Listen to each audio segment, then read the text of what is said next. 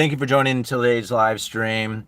Going to be talking about how Trump wants inflation and negative interest rates. That's right. Trump is in the position, not necessarily through the statements that he is making today, but through some of the statements that he has made in the past.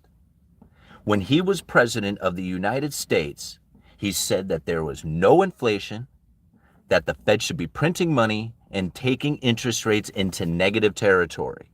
If you don't believe me, go check out the links down in the description of this video. I left 2 links to 2 different videos talking about how Donald Trump said there was no inflation and that the Fed should be going into quantitative easing, printing money, and going into negative interest rates. This is what the former president of the United States was saying that the Federal Reserve should be doing. This was back during 2018-19. And I think to myself, what sort of position would the United States economy be in had the Federal Reserve followed the leadership of Donald Trump when he was making those statements? Where would we be today? I mean, he said that he wanted to fire Jerome Powell because he wouldn't go into negative interest rates, that it would be good for our economy, that it would be good for America. Give me some of that, he says. I want negative interest rates. I want money printing. There's no inflation. All right? Now, this is what was coming from Donald Trump. And I think to myself, man, what is it that he is saying today? Oh, he knows that the Fed knows that they shouldn't be dropping interest rates. They know that it would be a bad deal, that they know the appropriate thing would be to keep interest rates elevated. He knows that. He says it. Well, that was funny. It's not the same thing that you were saying when you were president. See, like when Donald Trump was president, he's saying exactly the opposite thing. So it makes you wonder, what is it that his true position is? I mean, is he just saying this because he wants to make the economy in a bad position to hurt Biden and continue to talk about how, think about it, there was lower interest rates all throughout Trump's administration than Biden experienced, right? See, the Federal Reserve was in a position that benefited Trump. It didn't benefit Biden. Everybody wants to blame Biden for the inflationary scenario. So be it. You can blame it on Biden. I don't think that. I'm just looking at I'm just observing the situation for what it is. Trump says that the Federal Reserve didn't help him, but yet there was lesser interest rates during his administration than during Biden's administration. So it doesn't make sense for his statements. In fact, nothing Trump says ever makes sense about the monetary policy. Like, I don't want to come out here and talk bad about Donald Trump. I don't think he's really in a position in which that influences monetary policy anyway. So whatever he says about the Federal Reserve, whatever he says about the economy, and whatever he says about anything out there makes zero importance to me. I mean, like literally none. I never listened to a single word Biden has ever said. Not one. Not one thing could I ever repeat that Biden has ever said. I don't know. Like, I literally don't know. Right? And when it comes to Trump, the few things that I did hear him say didn't make any sense to me. Much like there's no inflation and the Fed should be printing money. I said, man, you are going to have to eat those words someday. And there they are. They're down there in the description. Go check them out for yourself. All right? And now, yeah, that was years ago that we were talking about, but I think about it. Where will we be today had we followed that sort of leadership? Think about the position that we would be in today. You think inflation was painful? It would have been twice as painful had we followed Trump's administration's leadership and what they thought that the Federal Reserve should be doing. Right? Now, I take it for what it really is. Hey, Mike, what's happening, man? But I take it for what it really is. Right? And what was really happening there is that Donald Trump was lowering the inflation expectation, which was raising the real interest rates. That was in conjunction with what the Federal Reserve was attempting to do by keeping interest rates elevated. They were raising the Fed funds rate. It made Trump mad. Ooh, why you do this to me? You do bad for my administration. You knew that you would do better if you were to lower interest rates. This is what Trump is saying. Everybody agrees. Yeah, there's no inflation. Screw Jerome Powell. No inflation. The Fed should be lowering interest rates. Lowering the inflation expectation that raises the real interest rates. It totally worked. Donald Trump and Jerome Powell are buddies. Understand that. Like, he put Jerome Powell in that position. And by saying the things that he does, he actually creates a narrative within the economy that then benefits the Federal Reserve.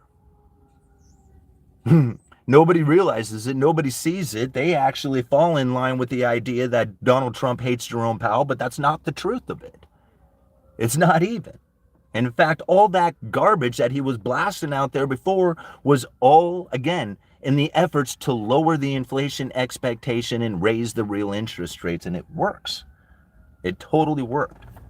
Right? And we're seeing it again today. I mean, just look at what he is saying about the Federal Reserve and lowering interest rates and how they shouldn't be doing it, because if they do, they're totally helping Biden out.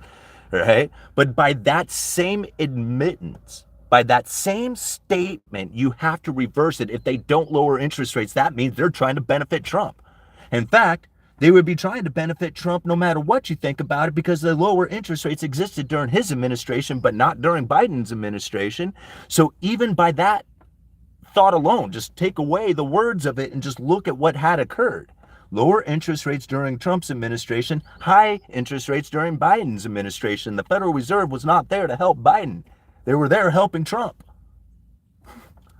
Right? Not that I think that that was really the case, but if people want to look at it from, that point of view, then that's what was happening. They weren't benefiting Biden, none.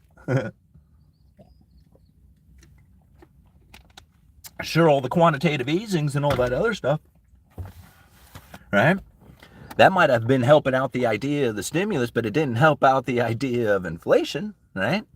Like, that didn't bring inflation down. That made inflation really bad, which is what the Fed was needing in order to save their monetary policy, which, again, totally worked.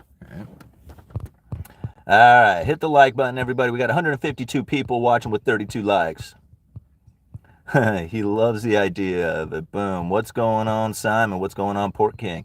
Hey, Simon, hope all is well. How does a strong dollar correlate with high inflation? It doesn't. Actually, a strong dollar would lower the inflation. And you can see that the lower inflation that you would find, like, just look at lumber. Like, why is lumber so cheap? Right? Is it because the dollar is strong, or is it because of supply and demand issues? Well, if it's supply and demand issues that brought the lumber price down, then it wasn't devaluing dollar that brought lumber prices down, right? So therefore, it couldn't have possibly been the weakening dollar that caused the lumber prices to go up. But if you look at it from a supply and demand issue, now it makes total sense. See, everybody looked at all that money printing saying this is dollar devaluation. Okay, I can accept that. I'll accept that idea. Let's look at lumber. Didn't occur in lumber. Well, that doesn't make sense. Okay, let's try it again. Was it dollar devaluation that drove the lumber prices higher? Everybody would say yes. Then what drove them lower? Can you answer that? If you can't answer that by dollar strengthening, then it has to be something else, like supply and demand issues, which is exactly what I think it is. I don't think it had anything to do with the money printer. I don't think it had anything to do with the raising of interest rates. Right? I mean, it does have impact. I can't say that it doesn't have anything to do with it, but it has more to do with the supply and demand that creates the price issues that we were facing, not the interest rate adjustments. If that was the case, then we wouldn't see the prices of lumber coming back down to the normal price, because the interest rate adjustments didn't really drive the prices higher or lower. And that's obvious to me. Everybody else wants to relate it to that. And I'm like, well, good luck. That ain't gonna work. You can make it work. You can do the mental gymnastics to make it work, right? In your head. You can even make it a political issue that makes sense to you. But the reality of the situation is it comes down to supply and demand, inventory levels, and production. That's it. Oversupply lowers prices. Undersupply drives prices higher, right? Demand comes from, again, like, whether or not you want to consider that like demand coming from the interest rate adjustments, right? I don't necessarily believe that. I believe that the interest rate adjustments do have impact onto the supply and demand issues when it comes to the home ownership and whether it comes from the people who are wanting to build a house, right? So is that a situation in which that is now available to people? If you think about it, okay, if lumber prices are lower, then people would want to build a house, right? But that's not the case right now. So what is it? Is it the buyer that's out there? Maybe the interest rates are lower, the buyer would be there. Maybe if the prices were lower, the buyer would be there. Well, which one is it? Is it the prices lower need to be the buyer there to get the buyer there, or does interest rates need to come down for the buyer to be there? You know? I mean, there's so many inputs into the idea of what it is that's going on. Essentially, bring it down to what it really is, supply and demand issues. Because if you put it into the money printer, if you put it into the political issues, if you put it into all that other stuff, then it doesn't explain 1,700 per thousand or 400 per thousand.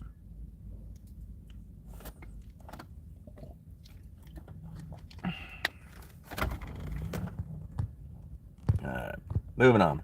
Housing is probably landlocked in this pattern with nobody wants to sell or buyers going to take a haircut for new starts, so they won't. New start and used inventory won't happen. That's exactly right. Like, I mean, you know, the crash of the housing market isn't prices.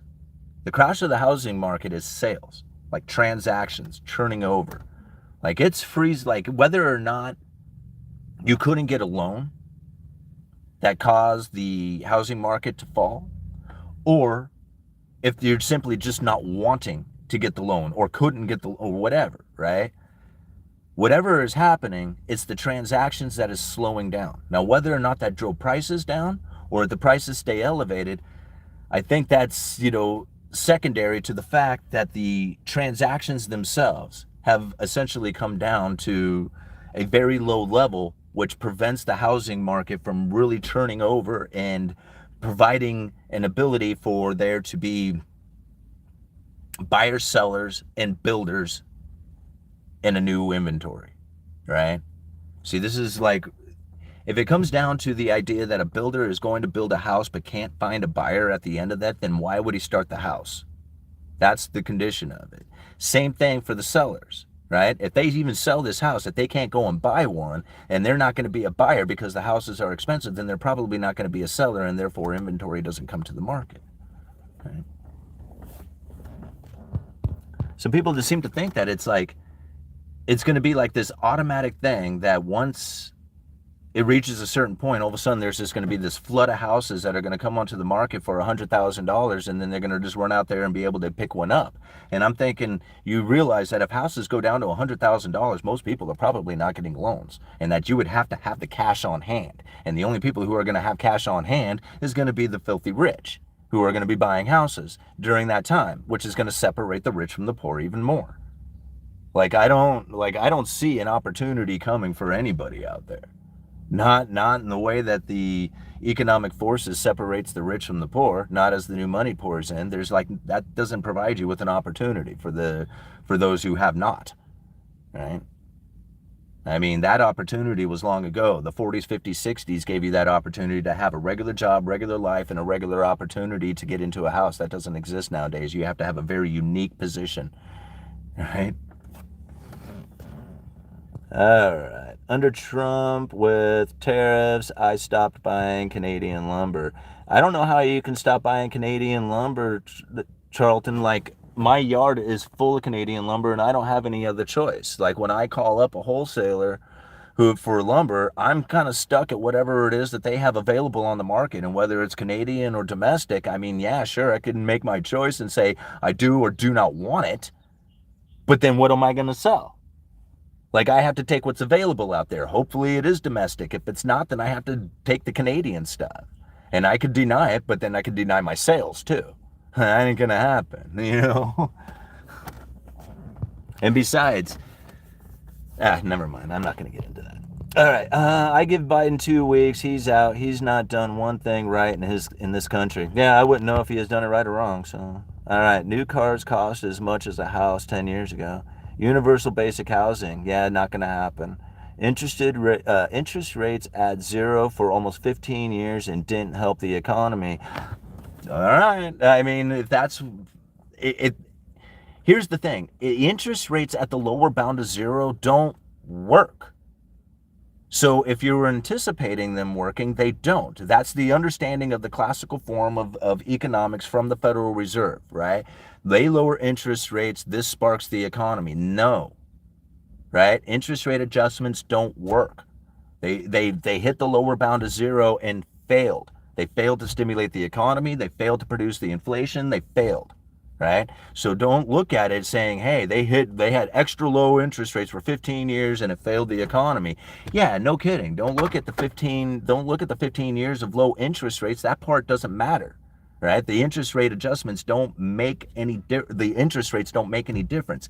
The belief of it, the quantitative easing, 1, 2, 3, and 4, printing of money, the narrative that was put out there, the ideas of an inflationary scenario is what brought the stimulus to the economy, not the interest rate adjustments. See, they learned this a long time ago. This is part of like understanding the monetary policy of the Federal Reserve. It's one of the things that we constantly communicate here on this channel is that they have two different languages that they are speaking, right? You got the mainstream propagandized information, and then you got the information that is given to the other central bankers out there. And now once you have recognized that there's these two different languages and two different communications that are happening there, they sound familiar. Right? A lot of the stuff that's in the propagandized mainstream media, corporate media stuff sounds very, very familiar and similar to that of what they are speaking to the other central bankers. But the problem with it is that most people don't know about the monetary policy using credible threat theory. Most of people are looking at the Federal Reserve in the classical form of monetary policy through interest rate adjustments, which is very accurate to the way that they used to conduct themselves. And it is also very accurate to the communications that they are using to conduct monetary policy. Because you have to remember, it's not the interest rate adjustments, it's the communication about that. See, this is something that we learned a long time ago. Well, not a long time ago. We learned it a few months ago or maybe a few weeks ago. And it's something that I've known for a while, but they broke it down into a speech. The communications coming from the Federal Reserve were designed to do exactly what it is doing, and that is to guide the markets in the monetary policy. Prior to 15 years ago, 20 years ago, the Federal Reserve would hardly speak at all. Like, there was very little communication out there. You didn't hear these Fed governors coming out and doing interviews and talking about like what it is that's coming into the economy and talking about all the inflation and talking and talk. They didn't do any of that stuff, right? There was no dot plot. There was no, quarterly reports. There was none of that stuff. All these things have been developed over the last 15, 20 years in order to guide the markets, in order to communicate in a transparent fashion what it is that the Federal Reserve is attempting to do so that the markets would stay ahead of them. They can guide the markets. They found that if they gave them a bit of influence of the idea of what it is that they were going to do with rate cuts or rate increases, just rate adjustments, that they could get more out of those rate adjustments by communicating what it was that they were going to do ahead of time. And then they realized that if they gave really good information well ahead of time, well clearly defined about what it is that they were planning on doing, that they could get a lot out of the interest rate adjustments. And then they found that if they do it so well and so far ahead, that actually they can make it more impactful than the rate cuts themselves. In fact, it's more important than the rate cuts is the communication and the style of communication that they are using. That is the important part of it. So even thinking about it, 15 years of low rates, yeah, that makes a lot of sense because that doesn't work. The communication about it does. And think about all the jawboning, all the ideas of what it was that was taking place during those times. Again, don't think about the interest rate adjustments and what they communicated about it. Think about what that impact has on the markets, because that is what they are using. Very difficult to wrap your head around this, I understand, especially if this is new information, you've never heard anything like that. But again, we break this stuff down in the member-only live streams. We're going to do a member-only live stream this weekend where we're breaking down Waller's speech, Getting Close, talking about how the Federal Reserve is viewing the conditions of the economy in order to make their rate adjustments. Yeah, Waller is one voting member of the FOMC, but understanding what his position is on it is probably understanding what a few of these voting members of the FOMC are feeling and thinking about inflation and interest rates. It's not, you go listen to all those economists out there who are working for some investment company. They are trying to trying to convince you to send them your money so that they can invest it, and they're telling you how screwed up it all is and how they're positioning to deal with that screw up. Think about that for just a second. They are saying that the Federal Reserve is screwed up, send them money so that they can position your money in a style in which that would benefit from the Fed screwing up. And think about what it is that they are saying about how the Fed is screwing up. None of them know about flexible average inflation targeting. They think that they're going for a 2%. They're wrong, right? They don't have any idea that the Federal Reserve's appropriate monetary policy is seeking to achieve inflation that is moderately above 2% for some time, with no mathematical formula for figuring that out, right? How many of these guys who are wanting you to send them your money to invest in the failure of the Federal Reserve? Good luck with that, yeah?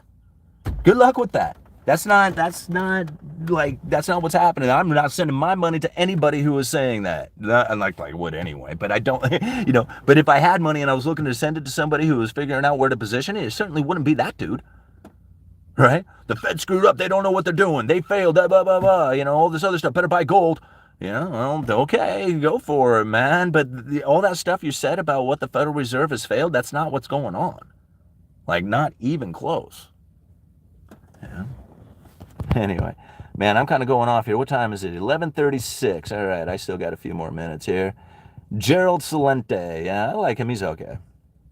You need some new material. The same thing every day. You ever watch an old stream and hear the same thing you said today? All right, man. If you think that what Donald Trump has said yesterday has no real impact on the economy, and if you do not recognize what it is that he is truly doing and how it is that I have to reiterate what it is that I am thinking from the theory in order to understand how it is that the position of Donald Trump in accordance to the Federal Reserve, and if you think that that is the same old information as I did yesterday, then I'm sorry, right? I mean, maybe you got it better than I do, and then does sound like old information, right? Maybe you got it figured out, dude. Don't need to watch it anymore. Great. Other people who are new to this channel, who are trying to figure this stuff out, this is brand new information to them. They've never heard it before. Right? Yeah, you probably go back and watch some of the old stuff, and then hearing it again and again finally says, it clicks. I finally get it. All this mainstream media propagandized stuff trying to convince me that there is a 2% target and hyperinflation is going to be destroying the world is actually benefiting the Federal Reserve and their monetary policy. That whole belief system saved the Federal Reserve. I'm trying to fight that. People ask what it is that we need to do to end the Fed. You have to understand this information. You have to internalize this information. Once you have internalized it, understand it, and you can see it plain as day when it's being done out there, when you can see the propaganda as plain as day, if everybody was to understand this at the level that I do and a lot of the people who are on this channel do, the Federal Reserve would not be able to conduct themselves any further. It would be over. But yet, no. Everybody says, dude, you're falling in line with some sort of Federal Reserve brainwashing. And I'm thinking, really? They put all this information out that nobody seems to be talking and discussing about so that they could convince some dude in a 99 Ford Explorer. Is that what's really happening here? I mean, just one dude. Got to convince that one dude out there who is insignificant to the entire world. Right? And we got to convince him of this monetary policy because everybody else is going to be thinking correctly with the 2% target. Okay. Please just read our messages and stop getting angry at some stupid commenter. Stop taking the bait and wasting our time. All right. Thanks, Ben. Get back to economics. I do. All right. Right now, all numbers are played down for September when Social Security cost of living is calculated. I like tariffs. He's not mad. You're right. I'm not mad. Dude, your insight and explanations are great. Yeah, I appreciate it. Bait. All right. The angry ones miss prime days.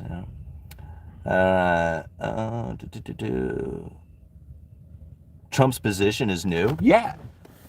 Yeah, it is. He's saying that the Federal Reserve is going to lower interest rates to help Biden out, but yet he was saying just a few years ago that the Federal Reserve should be in negative interest rates and printing money. Yeah, Trump's position is new. This is a new position. See, before he was all about negative interest rates and printing money. The Fed should be printing money, negative interest rates. Give me some negative interest rates. They know that they're doing wrong by not going negative and printing money. This is Donald Trump. Now he's in a much different position. Oh, the Federal Reserve, they screwed up. They don't know what they're doing. They're trying to help Biden now. Like, I don't trust this stuff. I don't trust it whatsoever.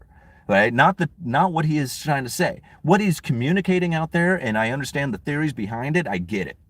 Right? I get it. He and Donald Trump and Jerome Powell, they're like this, man. They're super bros. Right? They're like, you know, they're like high-fiving each other in the back. They're like, dude, you guys, like, man, we're nailing this thing. Right?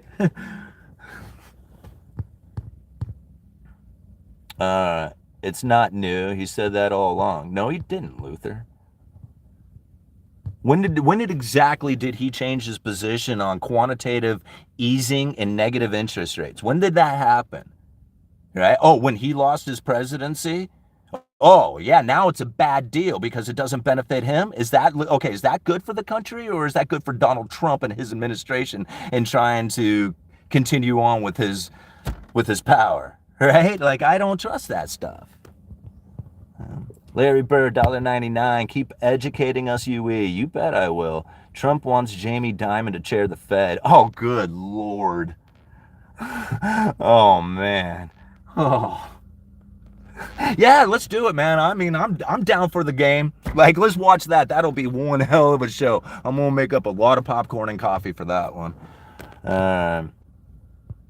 Simon, everything changed after COVID. No, it didn't. Read this speech. Right? Read this speech. The problems that the Federal Reserve was facing back prior to the COVID was solved during COVID. It didn't, everything changed. Everything was solved. Everything was solved during that time. Think about this for just a second, right? This is during Trump's administration. The downward shift in inflation expectations. There's no inflation. The Fed should be printing money. During Trump's administration, right? That's when this was stated, right? November of 2018, Donald Trump is president. Right? This is being stated by the Federal Reserve. The downward shift in inflation expectation has a second round effect on real interest rates, the economy, and inflation. When policy is constrained by the effective lower bound, meaning that dropping of interest rates is no longer an effective tool, the downward shift in inflation expectation raises the real interest rates, further diminishing the degree of monetary stimulus, making the downturn worse and reducing inflation even more. There's no inflation. Even in times when policy is not constrained, the expectation of below target inflation in the future affects current decision, putting additional downward pressure on inflation. In other words, monetary policy is always swimming upstream, fighting a current of too low inflation expectation that interferes with achieving the target inflation rate. They needed a higher inflation expectation to save the monetary policy. At the time, they were trying to raise interest rates. They were trying to slow the economy down, and they couldn't do it going any higher with the Fed funds rate because the entire economy was flipping out due to their autopilot program of raising a quarter point every quarter. It finally got to the point that they didn't take it anymore. They were like, man, what do we do? How do we continue to raise the interest rates? But we got to keep the Fed funds rate at this level or else we're going to piss everybody off. And Donald Trump's like, I got you guys. No worry. Give me that mic. Where's the mic? Yo, where's the camera? There it is. Yo, there's no inflation. The Fed should be printing money. Is it getting yet? Is it lowering inflation expectations? You getting the real interest rates to rise? Yeah? All right, we'll keep going, man.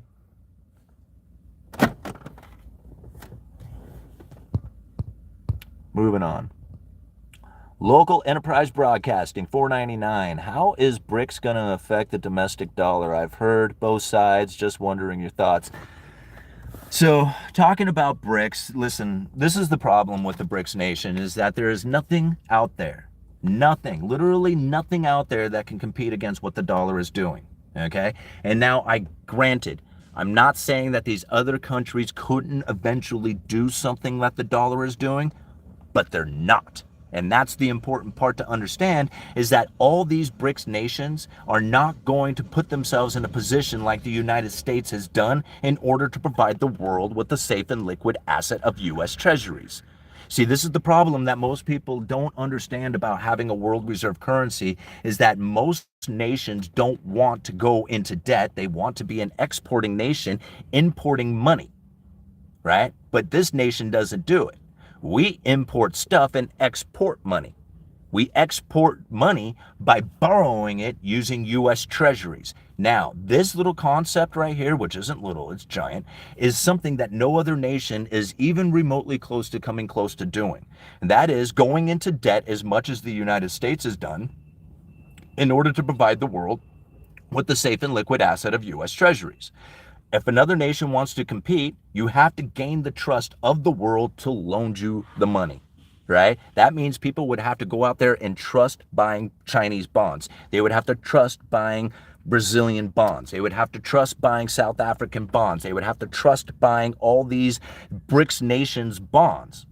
And they would have to do it in an excessive amount to create the safe and liquid asset in an abundance enough that would back all the transactions that are being taken, that are taking place right now and within the world. Right? That is an ungodly amount of debt that only the United States is providing. Think about that for just a second. There is no other nation that is remotely coming close to going into that sort of kind of debt, that level of it. And now on top of it, there's no other nation that wants to be a massive importer of stuff to export all the money to provide the world with the cash that they need in order to do the transactions. That right there alone gets the BRICS out of the running for a world reserve currency. It just won't work. Now, you can go and say, hey, they're going to do it out of gold. Well, okay, that's great. Yeah, wonderful. You know, the most industrious nations will hoard it all and deny the rest of the world with any kind of money to do transactions with. This is exactly what the Federal Reserve, or exactly what the United States was facing back during the 50s and 60s, and by the 70s, they had to sever the gold standard, or else we were going to relinquish all that gold back out there to the world. So that's exactly what would happen with the BRICS nations if they decided to do all their deals in gold. The most industrious nation will export stuff, import gold, hoard all the gold, and then deny the rest of the world the ability to do transactions, and there would be a massive depression.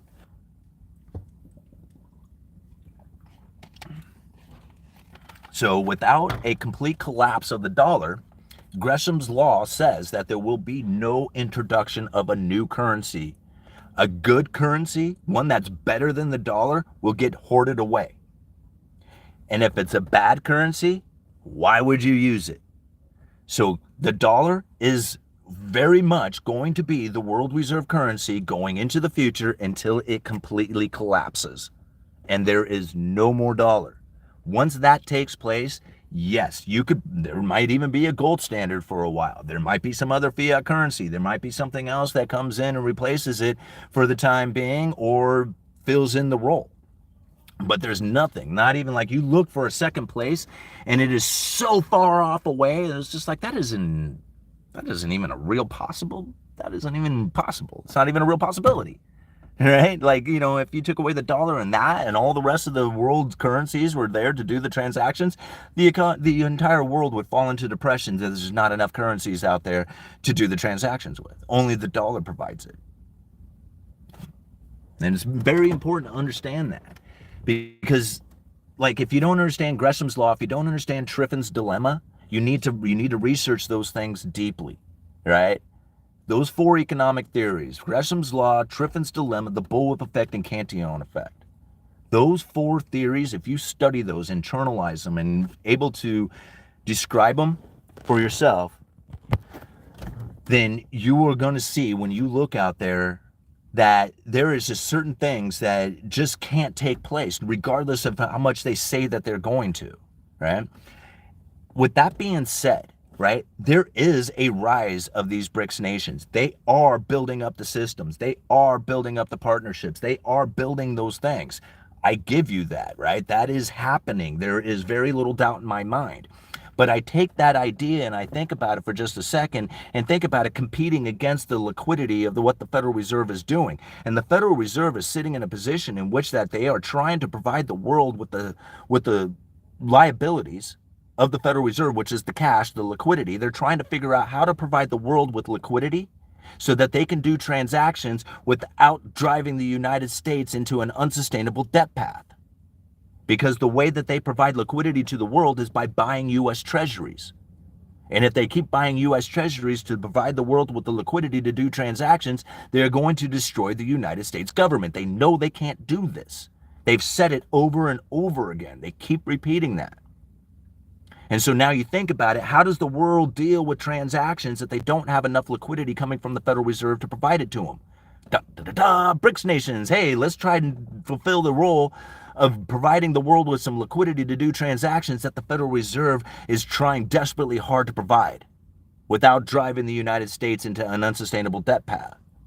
You see, the BRICS nations is actually a benefit to the Federal Reserve.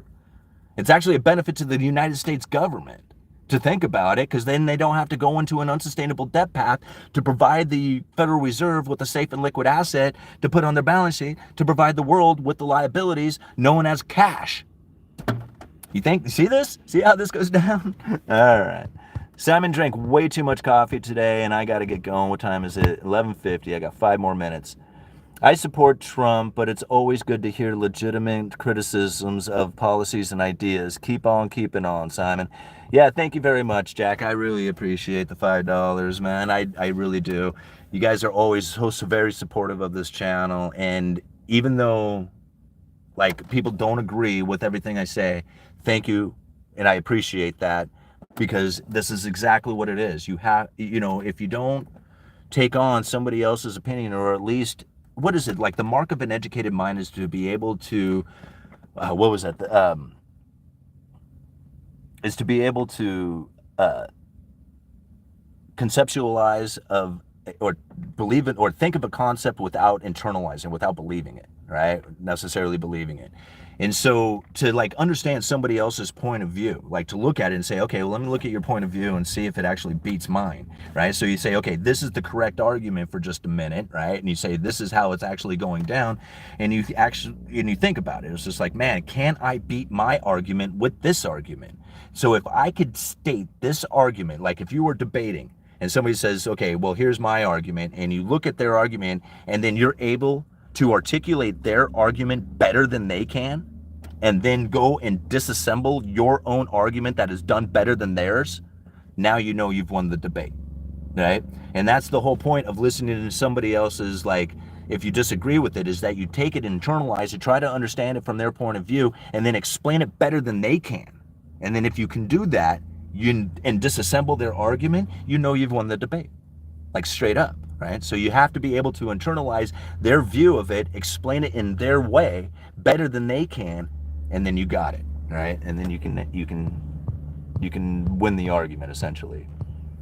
All right. I agree with 80% of what you say, then 15% I don't understand, which gives me a learning opportunity, which I usually take your side then. 5%, which is minimal, I disagree.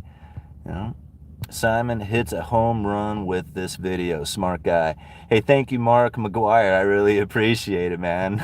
I hope you were the real Mark McGuire, man. That would be like one of my childhood heroes. All right. Words are weapons, yeah? Words have more impact than people could ever possibly imagine, man. All right. Trump 24. A Grom is a motorcycle, by the way. Best live to date. Hey, thank you very much, man. I really appreciate it. What is that? Dietary Fiber 94. Thank you. What about manipulated supply and artificial demand, Simon? Yeah, absolutely. But you think about it, really, those are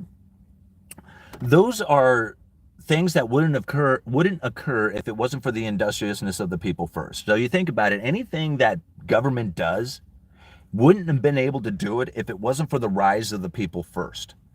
Right? So they have to create a situation in which that people would then try to govern, right? You can't have a bunch of guys come together and it's just like, okay, we don't have any kind of industry going right now, but we're a bunch of rich fat cats, right? That doesn't, first of all, they wouldn't have existed first, right? Because, you know, you can't have rich fat cats first if you don't have industry, right? So like one wouldn't exist without the other. Well, you wouldn't have an industry or the rise of an industrious people if they didn't do that on their own, right? Like you can create an environment in which is less restricted and stuff like that. But ultimately, if you have a bunch of people who are out there in the middle of nowhere and you're going to come in and say, hey, man, go be industrious. And they'd be like, get out of here, man. I'm going to go do whatever I want, right? But if they get together on their own and they start becoming farmers or builders or something on their own, and then they start creating an industry that then gets governed, right? And so now we have to look at it in this fashion. All economic power that is now governed came from the people first, right? They rose first and then government came in, you know? And so when you understand it from this fashion, yeah, you can have manipulation factors that are taking place, but really the underlying economic forces are really at play. And you have to recognize the underlying economic forces first. Like, you know, even the idea of all the inflation, so many people were stuck on money printer go burr, right? But what really causes price inflation? It causes it's from added consumption. Now you can say, hey, all this new money came in, raised the consumption. Well, okay, that's granted, I will give you that, but it has to come in at all channels at the exact same time so that all the money flows at the exact same time. Right? And now how do you do this in order to create a situation in which across the board you have inflation? Right? So everything is that way. Well, you give everybody the money, the businesses, the corporations, the rich, the poor, everybody gets a little shot at the money, and then you sever the supply so that once the money has gone out there and taken the goods and services away from the economy, all of a sudden you have supply demand imbalances. And guess what? Boom, price inflation starts to take place. So really that's what comes down to the manipulation factor of it was here's a bunch of money and sever the supply, but it was the underlying economic forces of supply and demand that created the price inflation that we're experiencing. And again, like if you had done something like just throwing out a bunch of money, right? If you thrown out a bunch of money, you would have had a flash in the pan inflation, but it would have been over very quickly, right? Without the severing of the supply chain, then you wouldn't have had in supply demand imbalances to the level that we had. So yeah, you can say, hey, it was the government that forced this to take place, but really it was the underlying economic forces of supply and demand that really created the situation that we were facing. And if the government hadn't participated in that supply and demand severing, then yeah, you're probably right. We probably wouldn't have seen a whole lot of inflationary scenarios that had taken place like we did. We would have seen something very different, like a complete collapse of the economy. Right? So who knows what would have taken place back then? We may have seen something completely different within the inflationary scenario of it, but it's not like the underlying economic forces weren't at play. And that's like, you know, just because like, you know, when you think about it, like when it gets to the point where the gold needs to be redistributed back out there to the world, like if you have hoarded all the gold and now you are relying on imports, that's the time you're supposed to relinquish all the gold back out there to the world. This is what Cantillon effect would say. But if you can create a situation in which that you have new money pouring in, which is the real issue, right? The real underlying economic force is new money coming in. It just happened to be in form of gold, but the underlying economic force was new money. Right? Well, maybe if we take it and not make it gold anymore, but make it debt, and then we can have continuous of new money coming in, well, then you'll have ever increasing amounts of separation between the rich and the poor. See, it wasn't the gold standard and the severing of the gold standard, it was the new money that was pouring in. It happened to be new money pouring in during the gold standard, and when they severed it, it was new money continuing to pour in through the debt issuance. Right? Now, yeah, it was the government that did that, but the underlying economic forces was the new money that separates the rich from the poor. And it was all done through the gold standard. We should have redistributed that back out there to the rest of the world. At some point, it will happen. The underlying economic force, again, will take hold when the debt system collapses and the redistribution of wealth takes place.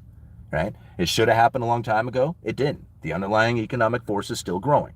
All right, guys, I got to go. I got 2 minutes to get back to work. All right, Uneducated Economist, you guys let me know.